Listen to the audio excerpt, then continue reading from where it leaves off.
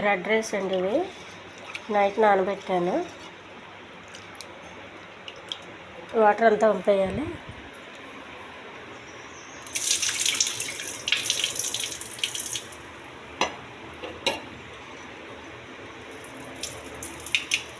ఒకసారి కడగాలి, ఎక్కువసార్లు కడగొద్దు. గ్లాస్తో 4 గ్లాసులు వాటర్ వేయాలి, ఎందుకంటే ఇది ఎక్కువసేపు ఉడుకుతుంది. అందుకని వెలిగించాలండి. 4 గ్లాసులు వాటర్ వేసాను ఇందులో. ఆ ఐలో పెట్టి ఉడికించండి. ఉడికేటప్పుడైతే రెడ్ రైస్ ఉడుకుతుందండి. వాటర్ చాలా దగ్గరికి వచ్చింది, ఇంకా కాసేపు ఉడకాలండి. మనం ఎక్కువ నీళ్ళు వేసుకుని ఇలా వండుకోవడం వల్ల జిగురు పోతుందండి. జిగురు ఎక్కువ ఉండదు. కుక్కర్లో పెడితే మాత్రం జిగురు వస్తుంది బాగా.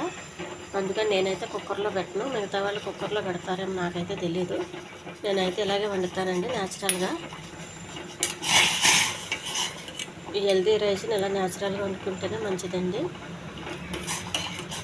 చాలా హెల్దీ ఫుడ్ అండి ఇది.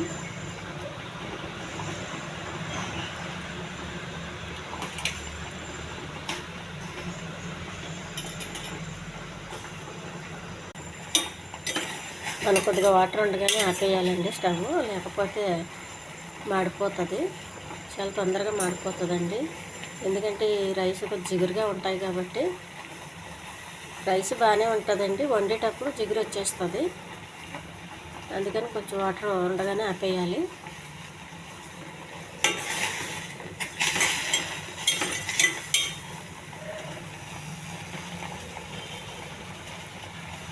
ఈ రైస్లో మనం ఎక్కువ వేసుకున్నా బాగుంటుందండి, రుచిగా ఉంటుంది.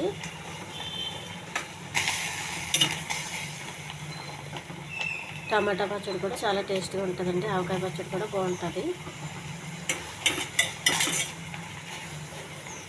దీన్ని వెజిటేబుల్ రైస్లా చేసుకుని తినవచ్చు. మనం తినకూడదని రోజు తినాలంటే చాలామందికి ఇష్టం ఉండదు, ఒకటే ఫుడ్ అనుకుంటారు. అందుకని దీన్ని మనం ఏదన్నా టేస్ట్గా చేసుకుని తినవచ్చు. లెమన్ రైస్ చేసుకోవచ్చు, అన్నీ చేసుకోవచ్చండి. ఈ ఛానల్ నచ్చితే సబ్స్క్రైబ్ చేయండి, షేర్ చేయండి, లైక్ చేయండి, కామెంట్ చేయండి. దీన్ని కొంచెం మనం ఇలాగ గట్టిగా ఉన్నప్పుడు దించేస్తే ఇంకా గట్టి అయిపోతుందండి. అందుకని ఇంకా ఉడకనివ్వాలి.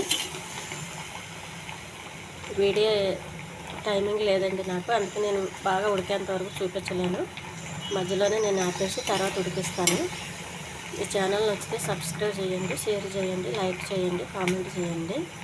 హెల్దీ ఫుడ్ రెడీ అయిందండి.